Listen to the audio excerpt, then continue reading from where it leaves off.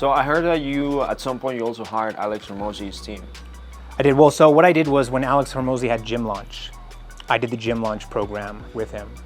And it was very successful. And one of the things that it was very eye-opening. Because even back then, I don't remember what year that was, maybe it was 2016, 2017. He was on another level.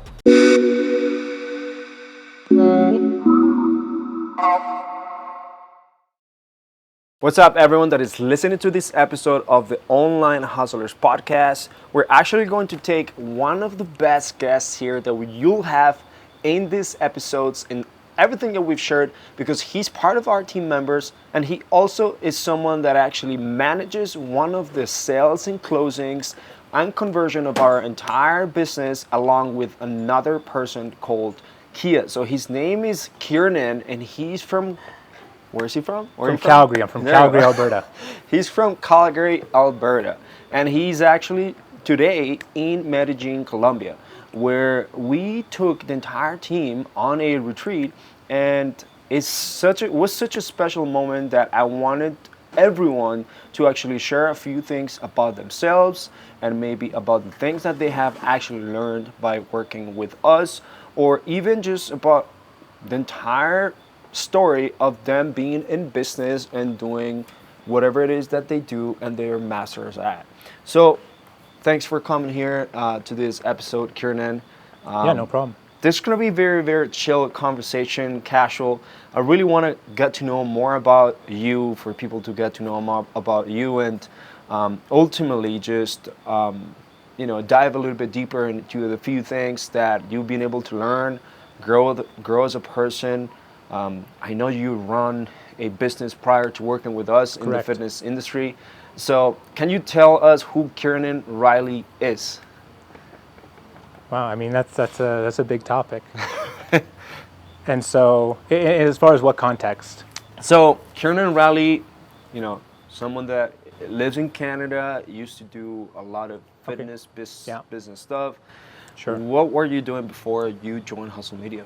Yeah, so before Hustle Media, I ran a fitness boot camp for just over a decade, so for 10 years. I built it from a 2-car garage.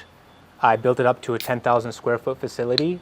I did have coaches along the way. One of my first business coaches was Bedros Keuilian. Have you heard of him? No, I haven't. He's shifted from the fitness space and he does a lot of business and entrepreneurs now. But I worked with him, and it was one of the first things I did was get a mentor. Because I learned, prior to owning the gym, I was a personal trainer at like a big box gym, you could consider like a Gold's or something like that, that you would recognize. And I realized there was a lot of holes in the game. Yep. And I knew that, sales and marketing were things that you need in every aspect of life.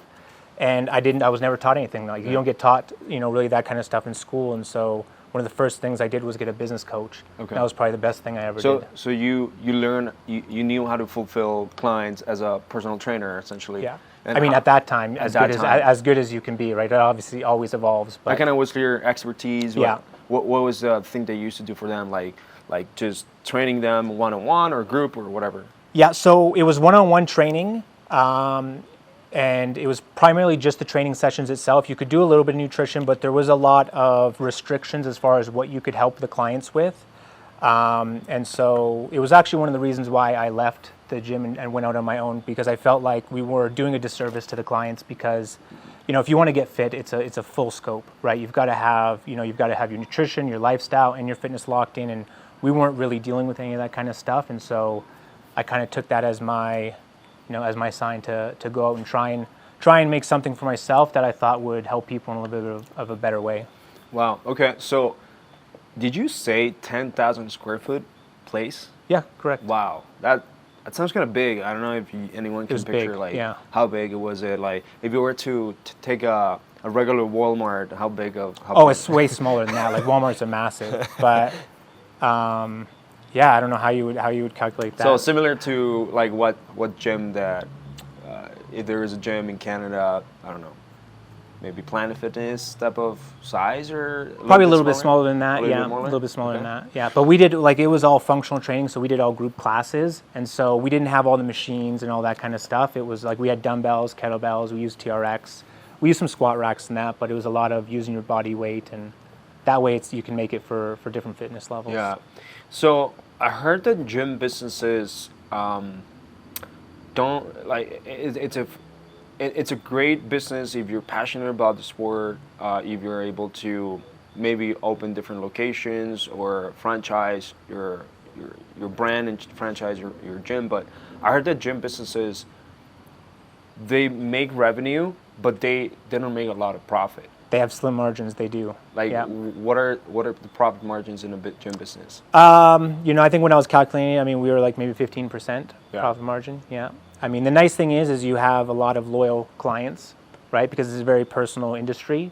So you do develop relationships and develop, long-term clients, but your acquisition can be very expensive. And yeah, the margins are pretty slim. Yeah. So when you started running from your two car garage place all the way to the 10,000 square foot, what was one of the biggest breakthroughs or things when you hired that business coach, that made you go from the two car garage and all the way to 10,000 square foot? So the biggest things that we worked on was systems and marketing. And so we had no systems and we didn't even know how to market like at that time. So I started back in 2012. So if anybody watching has been marketing back then, Facebook was still in its infancy as far as marketing, but it was still very cheap, and that was the direction we ended up going. And it actually became very successful very quickly, but we didn't, even at that time, we didn't know how to utilize it for still a few years after. Because what we would do, and I don't know if you've ever done any gyms, but you run these 21-day challenges or 20-day challenges, and you would start one month, and you say, hey, we're starting Monday, the first of the month. Well, you'd have this great group come in, and you're like, I can't wait to run it again until next month. And then in the mastermind, this one guy was like, I run them every single week.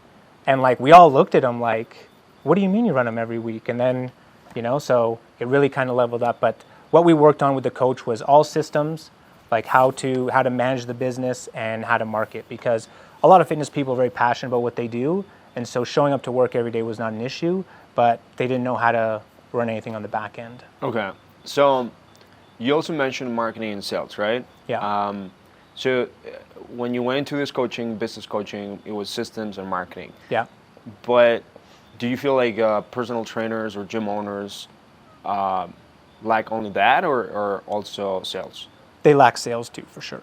Absolutely. I know they're competitive, they're athletic, they're some of them are mega ripped and things like that. So you think that these people have this competitive edge on sales and they're more alphas and things like that, but it's not really the truth. It's a different set of skills, okay. Right? And being an alpha or being too arrogant when you're talking to people doesn't work these days, and it never really has worked that well. And so, sales is definitely a skill that everybody you need to learn for any business or any part of life, right? When you're negotiating with your partner, your wife, you still need to have sales skills, right? Yeah. So, being able to relate to people at their situation and show them how you can help them, nobody comes out with that skill. You don't learn that in school, and most people, you talk to any sales coach and they say it never came naturally. Yeah. It was something they had to work on. So I heard that you, at some point, you also hired Alex Hormozi's team.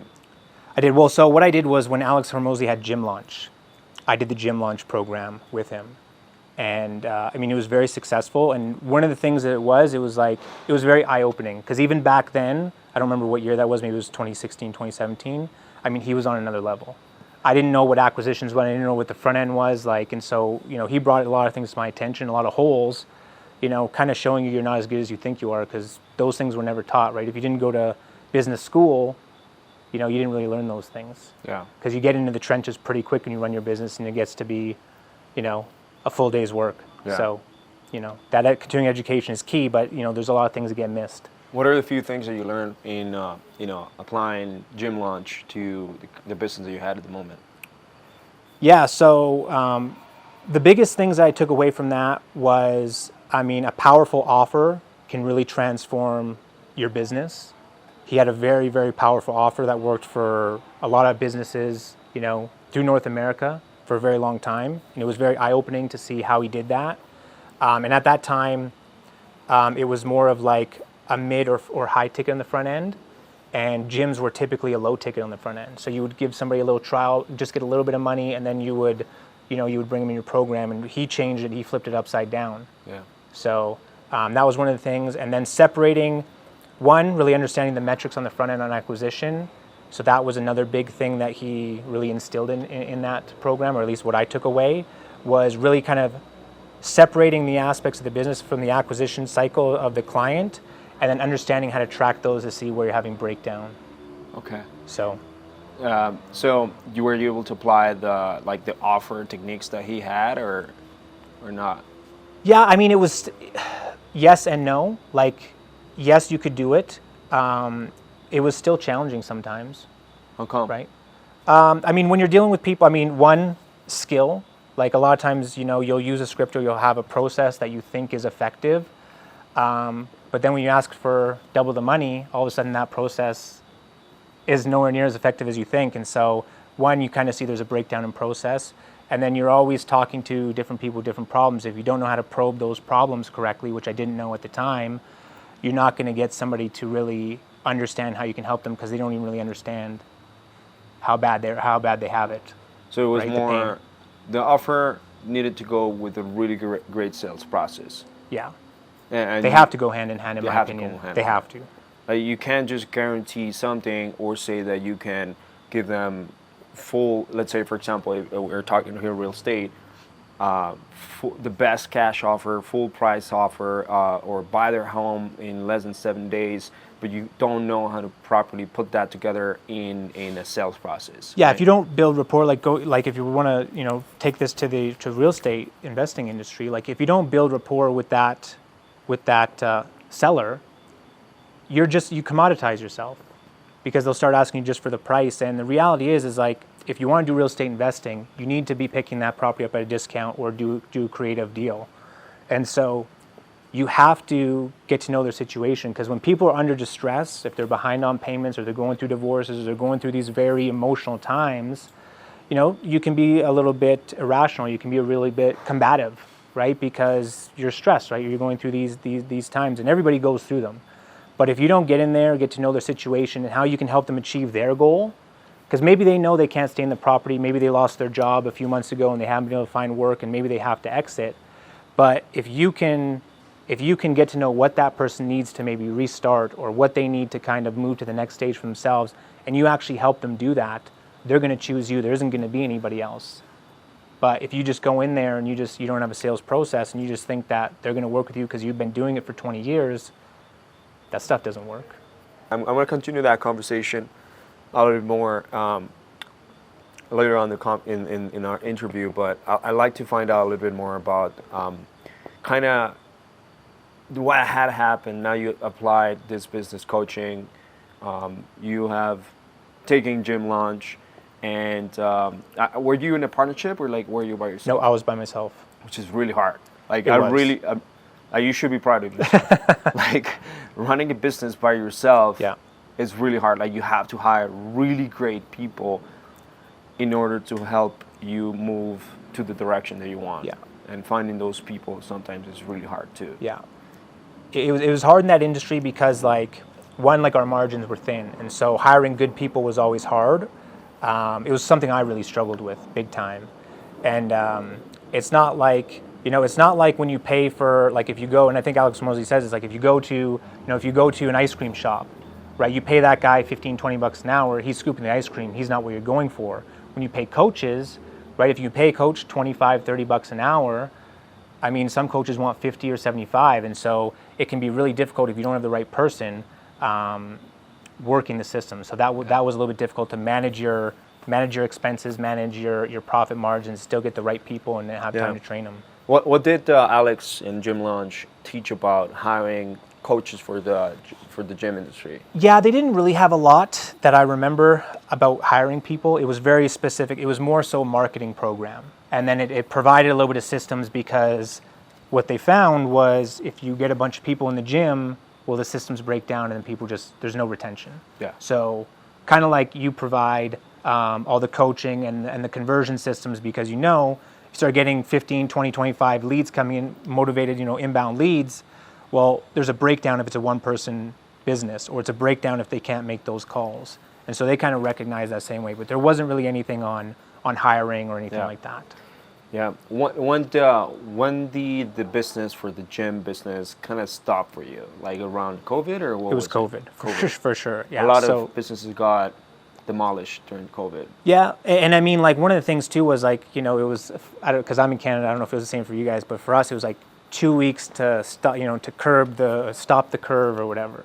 Well, 2 weeks was like 3 months, and then it was all restricted. And so, when it first started, I just told people, hey, like we'll cancel your membership, and then 2 weeks later or 3 weeks, we'll start back. Well, that was 2 or 3 months, and then it was all restricted time. Like you had to kind of restrict who could be there, what they could do, and that went on for about a year and a half. Yeah. And so it just got to be the point where you just lose your passion. Like people are angry because, different people with COVID, some people really scared, some people weren't scared at all.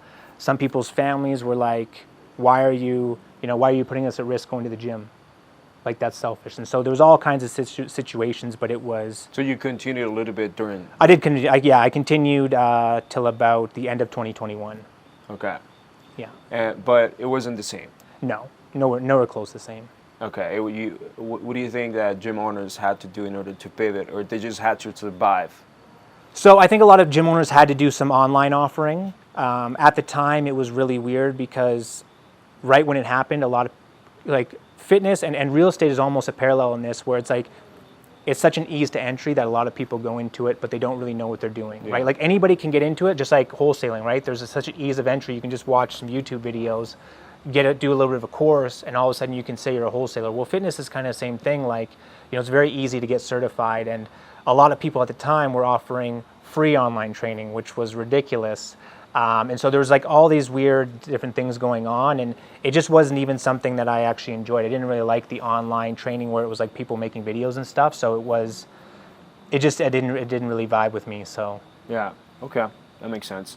So after that, you went into high ticket closing, or? Yeah. So while I was, I think right around the time I was doing Gym Launch, actually, I really realized that I needed sales coaching, and so there's a Canadian named Dan Locke.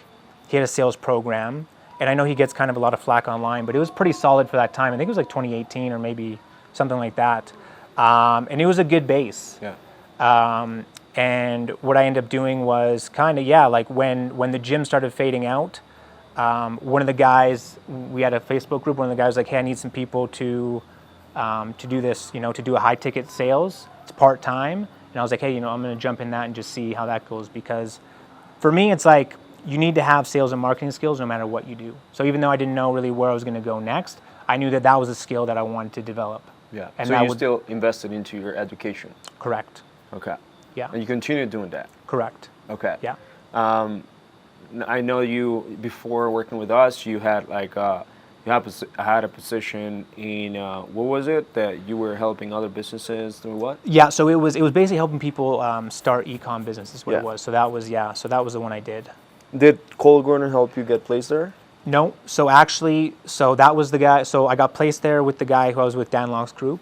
Yeah. And then us as a team, we did Jeremy Miner's program. Oh, there you go, Jeremy Yes. Miner. Yeah. Jeremy Miner's like, does Jeremy Miner like redirect their students to do? They jobs do or something? now. So they do now, but kind of when we did it, they were just kind of putting that into place. Yeah, yeah. So the way he was doing it was originally like, you went through the course, and then there was an optional exam you could take where they would basically rate you, and if you passed, then you would get a certificate to where they would help place you. Interesting. Yeah, because like his company, they also partner with like Matthew Ryder. I don't know if you know him.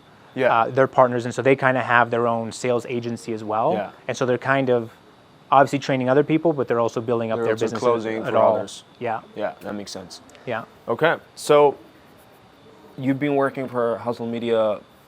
I don't remember how long it's been. I think it's almost 6 months now. Okay. Maybe a little bit more. And you're going into different industry, real estate, which is totally different than gyms, totally different than what you were doing before.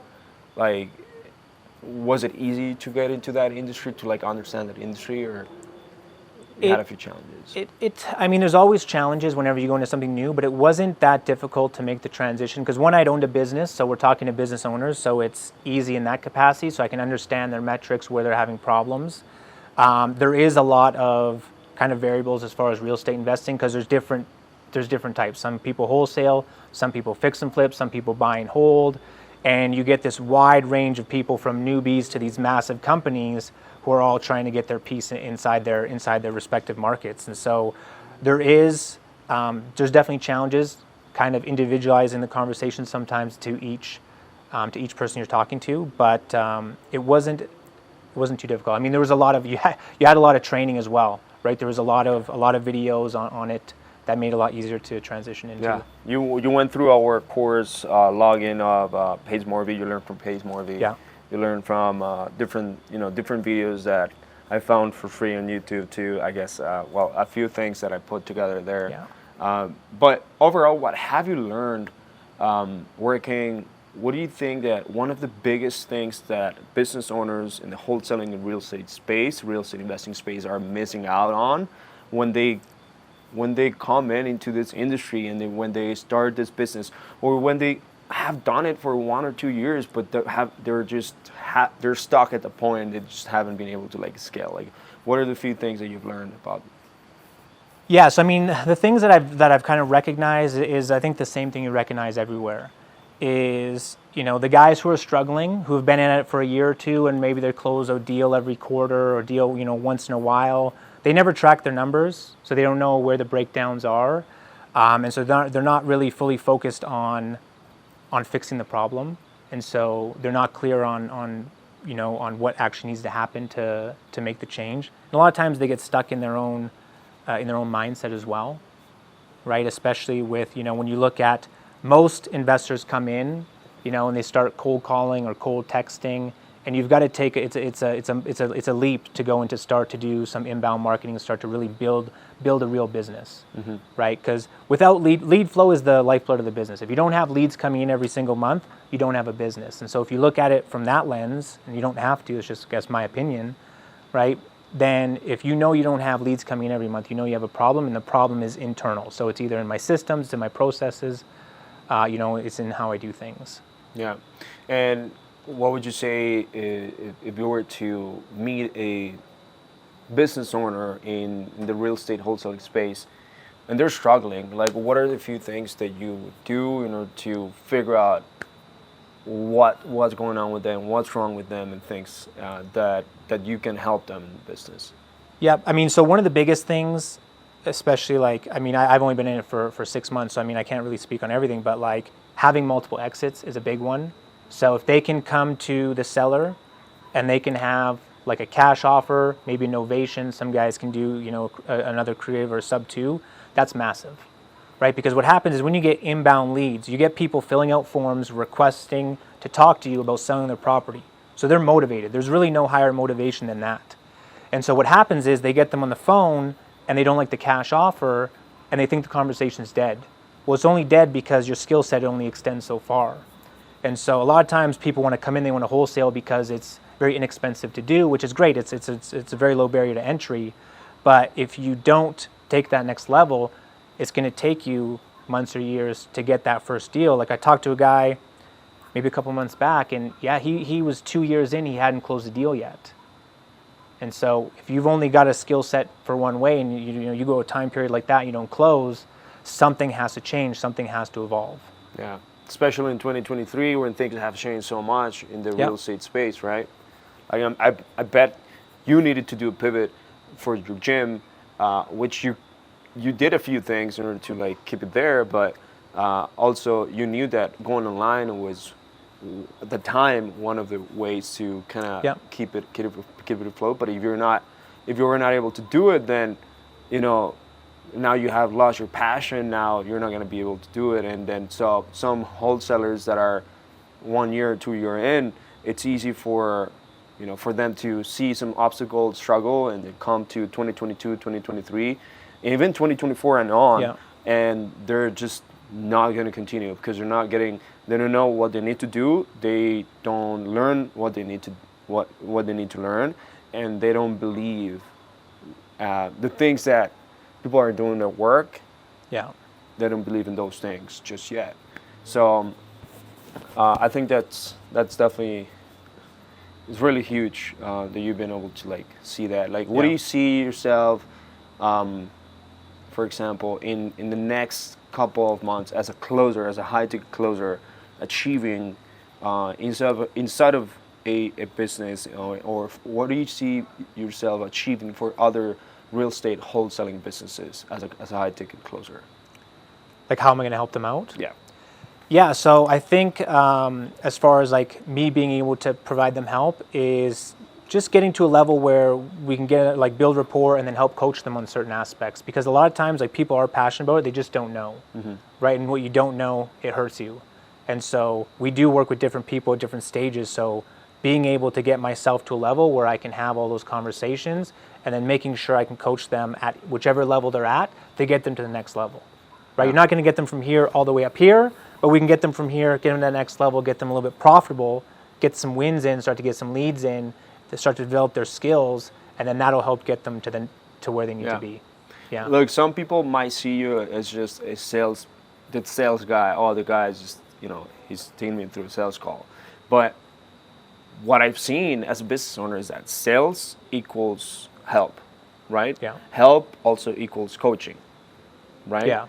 And ultimately, all those three words are aligned so that we can actually guide you to the right way. Because, like you said, some people ultimately come thinking that they know what they need, and they just don't know how to do it and things like that. But in reality is that they don't even know what they need until they're shown, right? So they're looking for the wrong answers. They might want to focus in one part of the business. Let's just say it's just my problem is lead gen, when in reality my problem is the sales process, or it could be the exit strategies that you're using, or the conversations that you're having with the seller, or your systems that you've been able to not do at all for your business.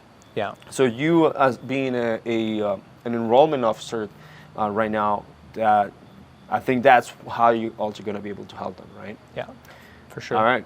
Thank you so much for sharing this. What's one of the biggest takeaways that you would say in the, just running businesses and being with us in the last 6 months, that you want to share to any? I mean, learning never stops. You're never at the peak. If you think you're at your peak, then you're on your way down, right? There's always another level. Like what I learned from Dan, what I learned from Jeremy, then what I learned from Cole, like it continues to level up. And the world changes so fast. And so you're going to have another level after that. It might be a year, it might be 2 years, it might be 3 or 10, but you have to keep thinking that I need to get better every day. And if you keep that mindset, you're going to be here for a long time. Yeah. What was one of our core values? we just did them yesterday. we repackaged it. I actually forgot it. No, okay, but it was growing never stops, right? No. So grow or die. Grow or die. That's part of it. Anyways, we gotta recap. God damn it. Kaizen, guys. Kaizen. Yeah. If you're not growing, you're dying. Yeah. There you go. And outdo yourself. All in or nothing. Yeah. All right, man. Thank you so for being here in this. No problem. All right.